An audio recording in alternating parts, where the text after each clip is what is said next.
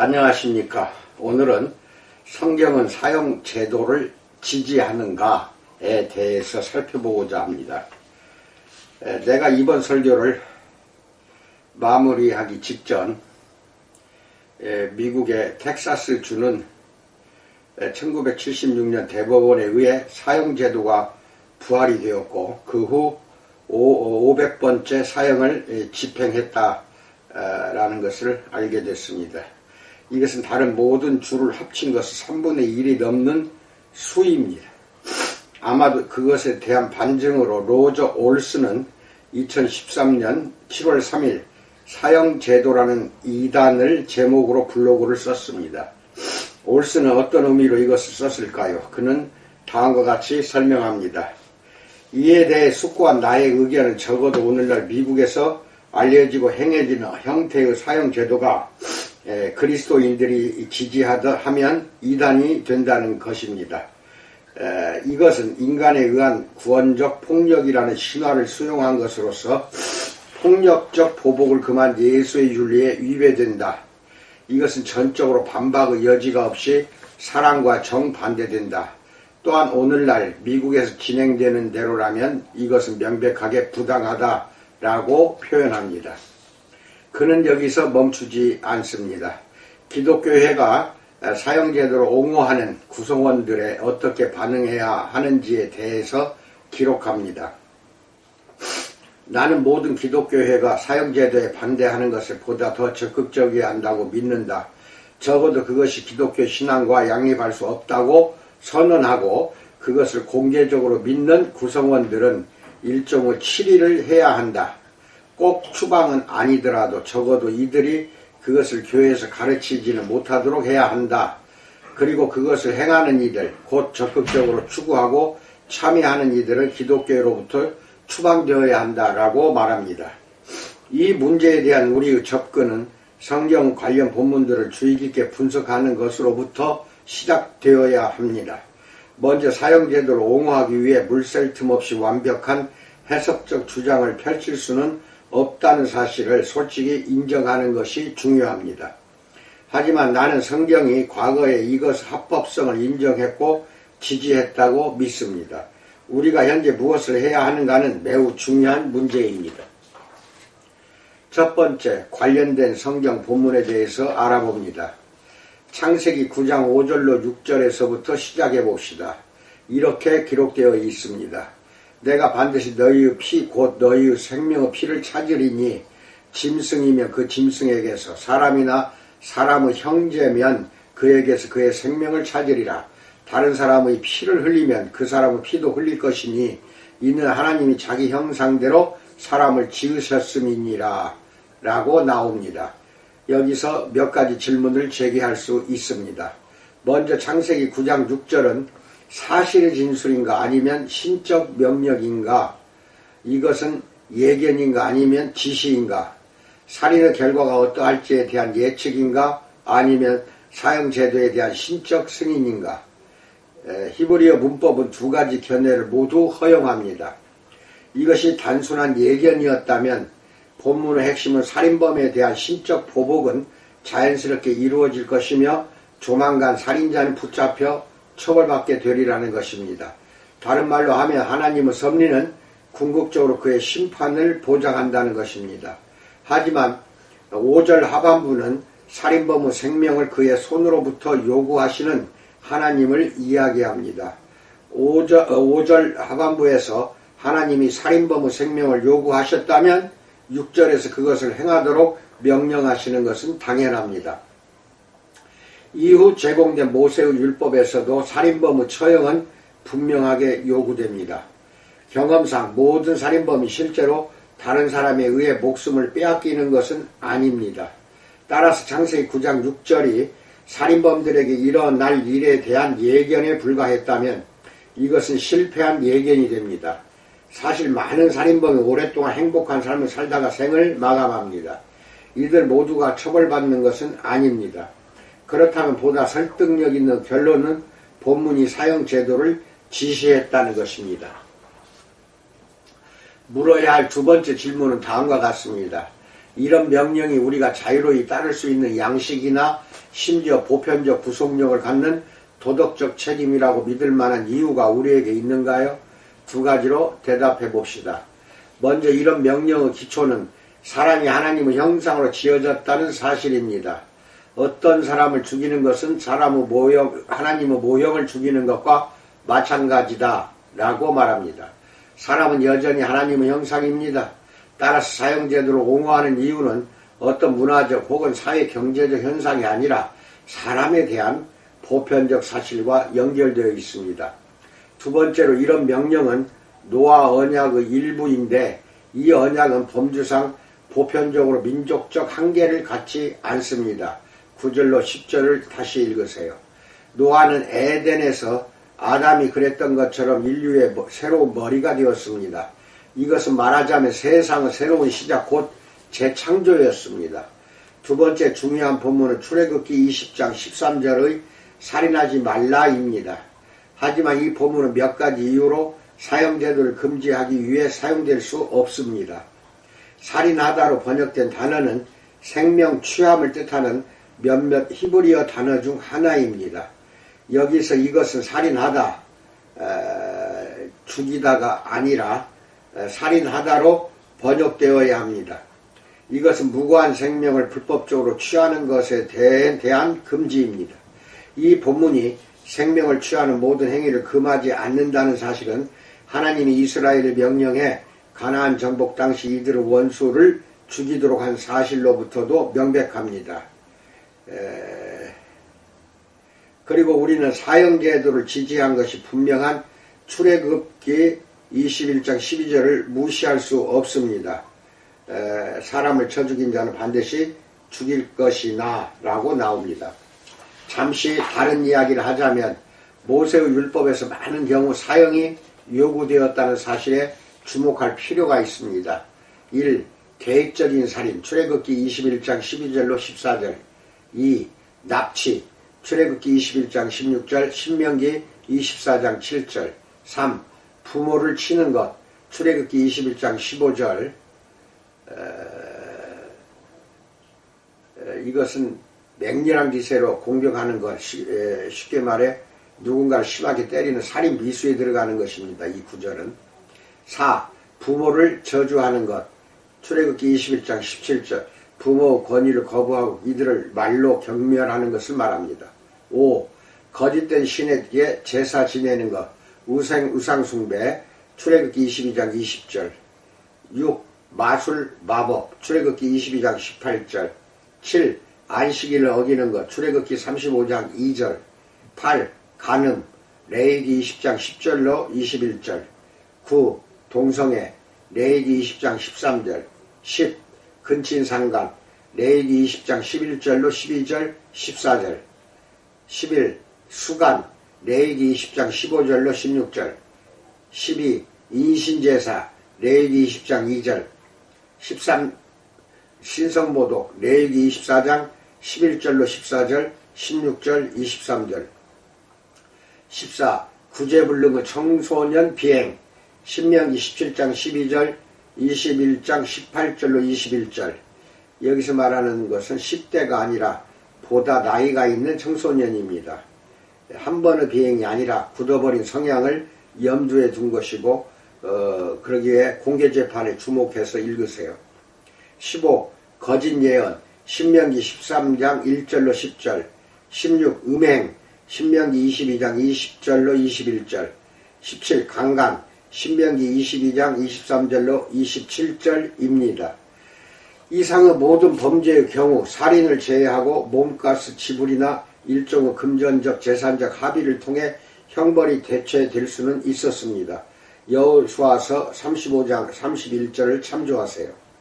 또한 우리는 더 이상 모세의 법규가 나열하는 조항들 아래에 있지 않고 또 단순히 사형제도가 이전의 언약 즉 구약 아래에서 지지받았기 때문에 오늘날에도 그것이 유효하다고 추정할 수는 없습니다. 그렇긴 해도 사형제도가 모세의 법규에 포함되었다는 사실은 적어도 원칙상 그러한 실천이 도덕적으로 혐오스러웠다거나 하나님의 성품에 위배되지는 않았음을 알 수 있습니다. 우리가 살펴볼 세 번째 주된 본문은 예수가 가늠 중에 잡힌 여인을 만난 유명한 사건입니다. 나는 여러분들이 잠시 멈추어서 요한복음 8장 1절로 11절을 읽어보기를 권합니다. 이 이야기는 영감을 통해 기록된 요한복음 원문은 아니지만 아마도 기록된 그대로 일어났을 것입니다. 요한복음 20장 30절로 31절, 21장 25절도 참조하세요. 예수는 종교 지도자들을 향해서는 너희 중에 죄 없는 자가 먼저 돌로 치라 라고 말씀하고, 간음 중 잡힌 여인에게는 나도 너를 정죄하지 아니하노니 라고 하셨는데, 이때 그는 사형을 패하셨는가요?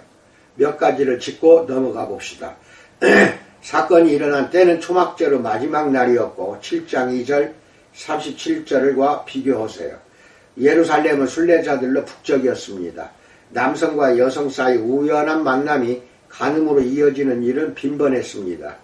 이 여인을 고소한 사람들은 자신들이 그녀를 현장에서 붙잡아 왔다고 주장했습니다. 유대율법에서 간음을 증명하기란 어려웠습니다. 의심만으로는 불충분했습니다. 두 사람이 함께 있었음을 직접 본 것도 이들을 고소하기에는 불충분한 근거였습니다. 적어도 문제가 되는 사람들의 행동을 도저히 다르게는, 즉 간음이 일어났다고 밖에는 해석할 수 없다고 증언해줄 두 명의 증인이 필요했습니다. 이들의 동기는 6절에서 분명히 드러납니다. 그들이 그렇게 말하면 고발할 조건을 얻고자 하여 라고 나옵니다. 이들은 도덕적 분노나 정의에 대한 헌신 때문에 그곳에 있었던 것이 아닙니다. 이들은 예수를 함정에 빠뜨리고자 했습니다. 이들은 이 여인이 아니라 예수를 고발하기 위한 근거를 원했던 것입니다. 그녀가 이른바 죄를 범한 상대 남성은 어디에 있는가요? 그는 도망쳤는가요? 이들은 그를 일부러 보내주었는가요? 그가 이들에게 뇌물을 주었는가요? 어쩌면 이들은 예수를 공격하기 위해 의도적으로 이 여성과 남성을 만나게 했는지도 모릅니다. 아니면 이들은 간음 중에 잡힌 여성에게만 도덕적 책임이 있다고 생각한 걸까요? 그녀는 기혼자였는가요? 그렇다면 그녀의 남편은 어디에 있는가요? 그녀는 미혼이었는가요? 약혼했는가요? 이들의 의도는 예수를 진퇴양난에 빠뜨리는 것이었습니다. 마태복음 22장 15절로 22절과 비교하세요. 유대인들은 사형 선고를 내릴 수는 있었지만 그것을 집행할 권위는 분명히 없었습니다. 요한복음 18장 31절과 비교하세요. 예수가 그녀의 사형을 집행할 것을 고집한다면 이것은 불법 행위나 로마 제국에 반하는 전복을 지지한 행위로 곡해되어 법정에서 고소당할 근거가 될 수 있었던 것입니다. 반대로 그녀의 처벌을 요구하지 않는다면 이들은 사람들을 설득해서 예수가 모세의 율법을 무시한다고 믿도록 할 것이고, 따라서 그를 따르는 자들 가운데서 그의 명성을 깎아내릴 수가 있었던 것입니다. 예수의 반응은 몸을 굽혀 손가락으로 땅에 쓰는 것이었습니다. 6절 하반부를 읽으세요. 바리새인들은 예수가 시간을 지연하는 전략을 사용한다고 해석했고 질문을 반복하여 공격을 이어갔습니다. 7장 하반부입니다. 예수는 왜 그리고 무엇을 땅에 쓰셨는가요? 독자들이 상상할 수 있는 대로 몇 가지 제안이 등장합니다. 1부는 그가 먼저 범죄자의 형을 쓴 다음 그것을 소리내어 읽는 로마 재판관을 흉내냈다고 이야기합니다. 그렇다면 예수는 7절 하반부에 내용을 쓰셨을 것입니다. 하지만 만약 그렇다면 그는 왜 8절이 이야기하듯 또다시 무엇을 쓰셨을까요? 2. 그가 예레미야 17장 13절을 쓰셨다고 주장하는 이들도 있습니다. 3. 어쩌면 중요한 것은 그가 쓰신 내용이 아니라 단순히 그가 그렇게 하셨다는 사실일 수 있습니다. 예수님이 자신의 손가락으로 율법을 쓰신 출애굽기 31장 18절을 참조하십시오. 따라서 예수는 자신이 하나님 곧 율법의 저자임을 상징적으로 선언하고 계신 것입니다. 4. 단순히 그는 자신의 분노를 사귀거나 생각할 시간을 벌기 위해 무엇을 끼적거리시는 중이었을까요? 5. 자신을 고소하는 자들의 죄를 기록하셨을까요? 6. 어쩌면 출애굽기 23장 1절 하반부 악인과 연합하여 위증하는 증인이 되지 말며 라는 말을 먼저 쓰고 출애굽기 23장 7절 거짓 일을 멀리하여 무죄한 자와 의로운 자를 죽이지 말라. 나는 악인을 의롭다 하지 아니하겠노라를 이어서 쓰셨을 수 있습니다. 결론적으로 말해 그야말로 알 수가 없다는 것입니다. 너희 중에 죄 없는 자가 먼저 돌로 치라는 말씀은 어떤 의미였을까요? 그가 형사소송 절차에 올바르고 공정하게 참여하기 위해 완벽한 죄 없음 상태를 요구하지 않았다는 사실은 우리가 잘 아는 바입니다. 만일 그랬다면 어떠한 사법제도, 판사든 변호사든 증인이든 배심원이든 그러한 사법제도나 교회의 치리도 불가능했을 것입니다. 모두가 죄인이기 때문입니다. 죄가 없는 사람은 아무도 없습니다. 예수가 의미한 바가 너희가 죄인이라면 어느 때든 다른 사람들을 판단하거나 비판하지 말라는 것이었다고 이야기하는 이들도 있습니다. 하지만 마태복음 7장과 18장은 그럴 수 없음을 가르칩니다. 나는 이 문제를 다시 다루겠습니다. 간음죄가 없는 사람이, 그러니까 간음한 여인이 간음죄를 지은 이들에게 정죄와 처형을 받을 수 없다는 의미일 수는 있습니다. 하지만 이 종교 지도자들 모두가 간음했을 것이라는 주장은 그럴듯한가요? 가장 그럴듯한 대답은 그가 의미한 것이 잘못이 없는 사람, 곧 누구든 그녀에 대해 합법적 증인이 될 만한 자격을 갖추고 모세의 율법을 온전히 준수한 사람이었다는 것입니다. 다른 말로 하면 예수는 그녀에 대해 합법적 증인의 역할을 감당할 이들의 능력에 의문을 제기했습니다. 그녀에 대한 증인으로의 기준에 있어 흠잡을 데가 없는 사람이 먼저 돌을 던지라는 것입니다. 모세의 율법은 간음 중 잡힌 남성과 여성 모두의 처형을 요구합니다. 신명기 22장 22절로 24절 읽으세요. 또한 한 사람 이상이 이들의 현장에서 잡힌 것을 증명하는 증언을 해야만 합니다. 신명기 17장 6절로 7절 읽으세요.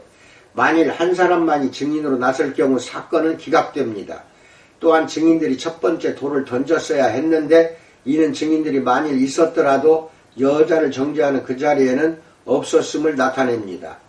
마지막으로 나중에 피해자가 무고하다고, 그러니까 위증을 기초로 죽임을 당했다는 사실이 밝혀질 경우 그를 처형한 사람들, 즉 증인들 역시 처형받아야 했습니다. 신명기 19장 16절로 19절을 참조하세요. 따라서 예수는 이 여성을 고발한 증인들의 주장의 정직함에 도전하셨던 것 같습니다.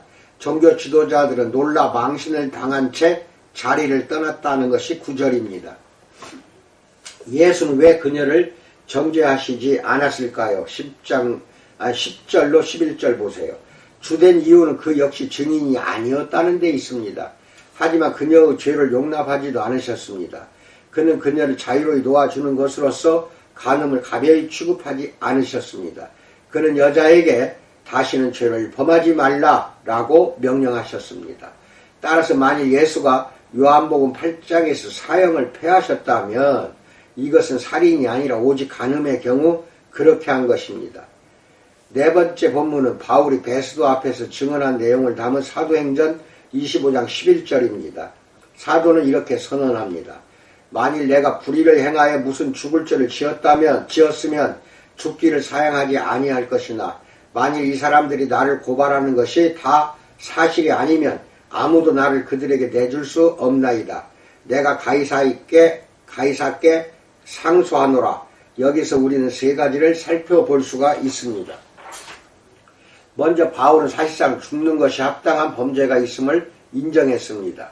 그런 범죄가 얼마나 많은지 혹은 어떠한 것들인지는 알 수 없지만 적어도 살인은 염두에 있었을 것입니다. 두 번째로 바울은 자신에게 이런 범죄의 죄책이 있다고 밝혀진다면 그에 대해 저항하지 않겠다고 이야기합니다. 단순히 자신이 그리스도인이라는 이유로 관대한 처벌을 구하지 않겠다는 것입니다. 세 번째로 바울의 진술에는 통치 권한의 사형을 집행할 권리가 주어져 있다는 그의 믿음이 함축되어 있습니다. 그는 정부가 합법적으로 소유하지 못한 특권을 탈취했다고 힐책하거나 맹렬히 비난하지 않습니다. 이제 우리는 바울이 정부의 두 가지 목적, 곧 선한 일을 증진하고 칭찬하는 것과 악한 일을 금하고 벌하는 것을 마음속에 그린 로마서 13장 3절로 4절에 도달합니다. 악한 일을 금하고 벌하는 기능을 수행하기 위해 하나님은 형벌을 가하는 권한, 곧 검을 국가에 허락하셨습니다. 검이 죽음과 연관된 누가복음 21장 24절, 사도행전 12장 2절과 비교하십시오.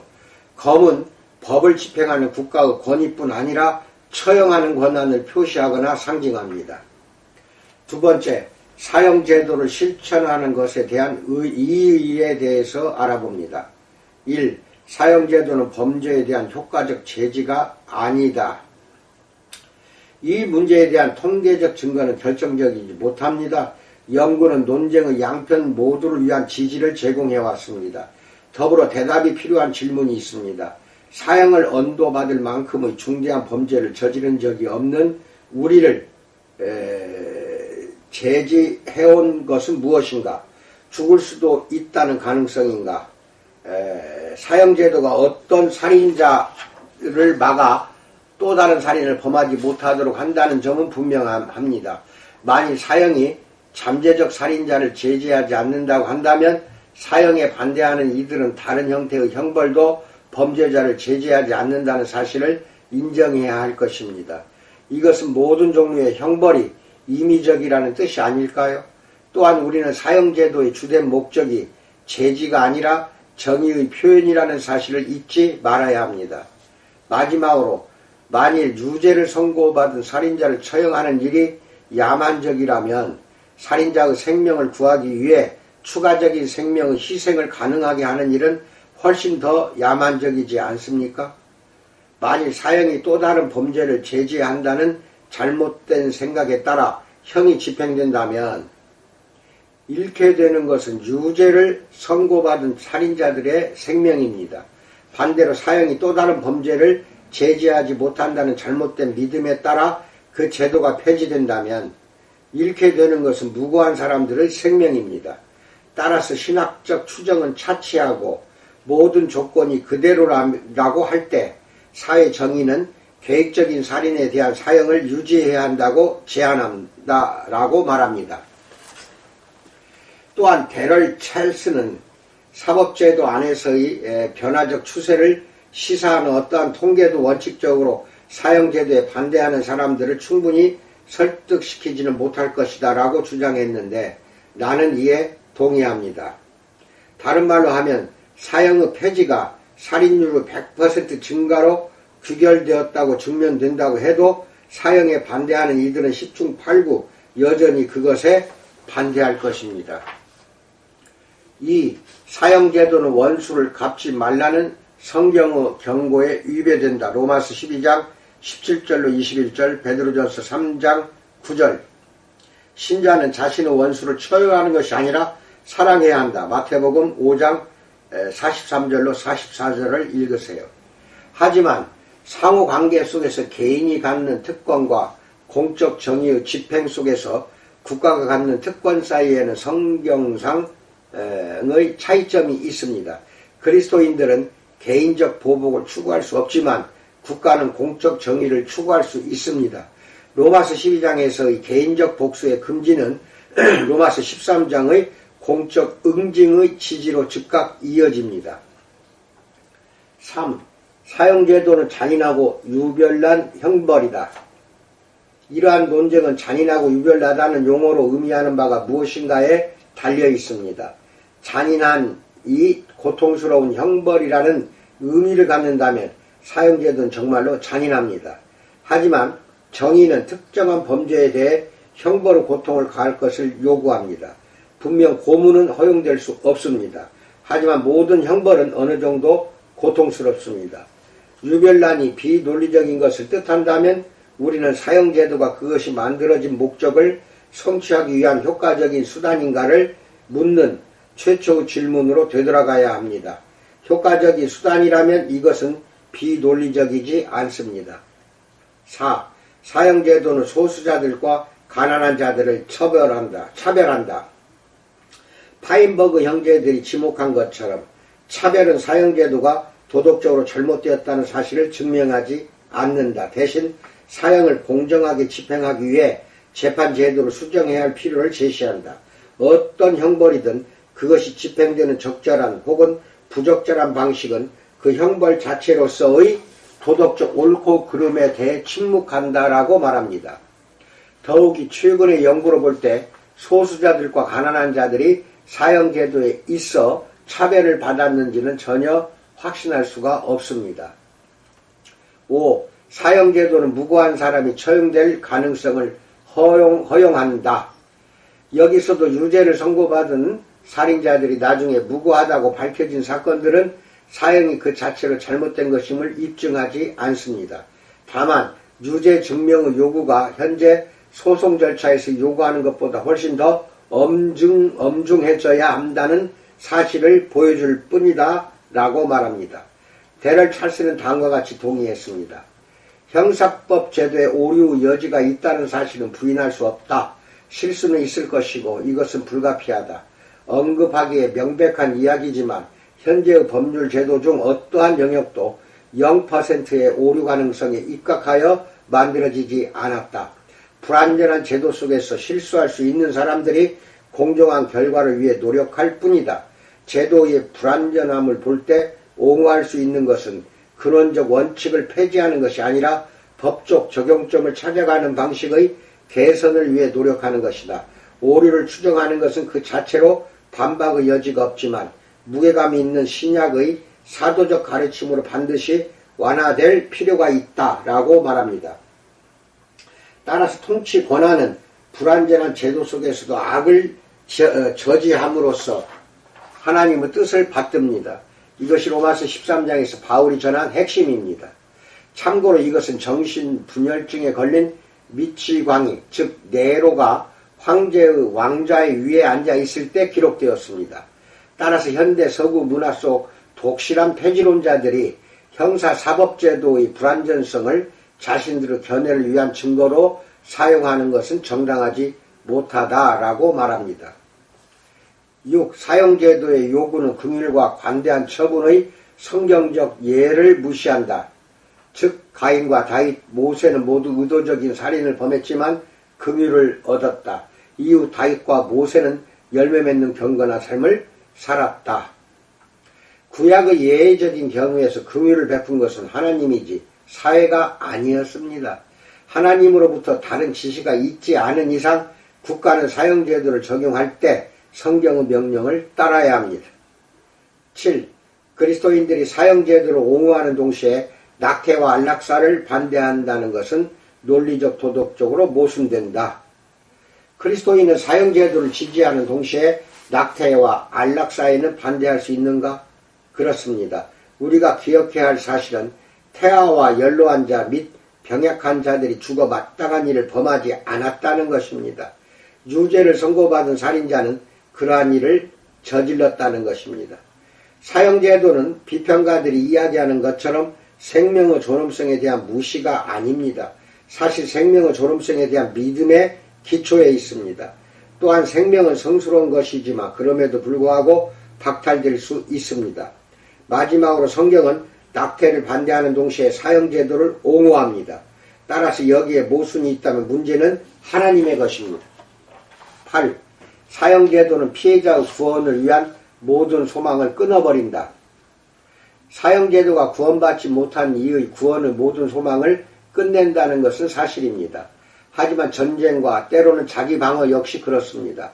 하지만 성경은 전쟁과 자기 방어를 지지합니다. 또한 인생은 확신할 수 없고 우리의 영원한 운명에 대한 결정은 우리의 형편에 따라 미루어질 수 없다. 부유하여 현실에 안주한 어리석은 이에게 하나님은 말씀하셨다. 어리석은 자여 오늘 밤에 내 영혼을 도로 찾으리니 누가복음 12장 20절이라고 말합니다. 어쩌면 임박한 죽음의 가능성이 불신자들에게 충격을 주어 이들을 회개로 인도할 수도 있습니다. 마지막으로 사형제도를 지지하는 분은 하나님이십니다.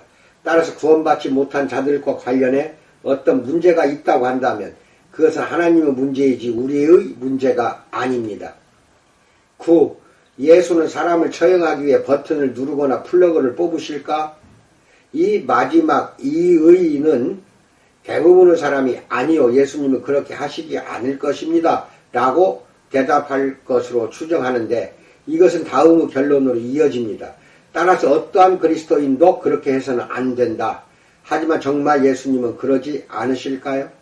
네 가지를 기억합시다. 먼저 예수는 구약의 영감을 믿었을 뿐 아니라 지지하셨으며 이 땅에 머무는 동안 구약의 도덕적 권위에 복종하셨습니다. 따라서 나는 그가 특정한 범죄와 죄악에 대한 사형제도에 관련한 모세의 규정을 포함해서 모세 민법의 정직함과 의로움을 수용하셨을 것이라고 믿습니다. 두 번째로 우리는 예수가 성육신하신 하나님이셨다는 사실을 기억해야 합니다. 그는 인간의 몸을 입은 야훼이셨습니다. 따라서 예수는 영감을 통해 창세기 9장 5절로 6절을 쓰도록 하시고 가나안 사람들의 살육을 명령하신 바로 그 하나님, 모세 법규 민사 조항들을 제정하신 바로 그 하나님이 되십니다. 우리는 신약 하나님과 구약 하나님이 마치 한 분 곧 동일한 하나님이 아니신 것처럼 서로 대항하도록 해서는 안 됩니다.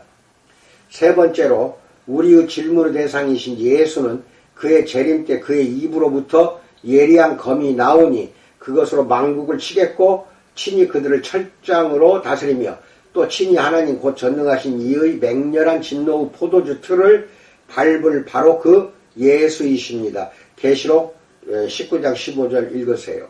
예수가 재림 때 그의 원수들을 살육하고 불신자들을 지옥으로 보내는 것이 그의 도덕적 품성에 위배되지 않는다고 믿는다면 그가 사형제도를 지지하실 뿐 아니라 만일 국가의 대리인으로 그렇게 해야 할 입장에 처했을 때 처형에 참여할 수 있다고 믿는 것은 왜 더 어려운 일이어야 하는가요? 마지막으로 이 땅에 머무는 동안 예수는 정치적 군사적 권세의 자리에 오르시지 않았습니다. 국가의 중요 지책을 갖지 않으셨습니다. 시민으로서 그는 모든 상호관계를 지배하는 다음의 원리들을 준수하셨을 것입니다. 그는 애써 참고 희생하셨을 것이며 자신에게 악을 행한 자들에게 안갚음하지 않으셨을 것입니다. 하지만 나는 그가 범죄자에게 형벌을 가할 국가의 권리는 지지하셨을 것이라고 믿습니다. 따라서 그렇습니다. 만일 그가 로마 정부의 대리인으로서 공식적인 자격으로 그렇게 해야 했다면 나는 그가 법에 의한 죽음이 합당한 것으로 결정된 이들의 처형에 참여하셨을 것이라고 믿습니다.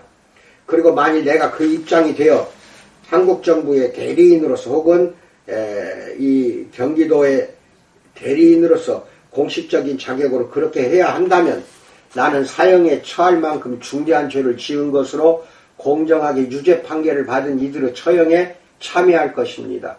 따라서 나는 적어도 일부의 평가로 볼 때 이단에 속할 것이 분명합니다. 사형제도는 분명히 성경상 지지받고 있습니다. 오늘 말한 내용 중에는 깊이 생각해야 할 부분이 있습니다. 그냥 듣고 한 번씩 지나가는 내용이 아닙니다. 여러분 깊이 있게 잘 생각하고 추론하시고 성경 구절 안에서 그 지지하냐 지지하지 못하느냐 하는 부분을 찾아내는 현명한 신학생들이 되기를 주님의 이름으로 축원드립니다. 오늘 하루도 영육간에 강건하게 하나님께서 보살펴 주실 것을 믿으며 이상으로 마칩니다. 감사합니다.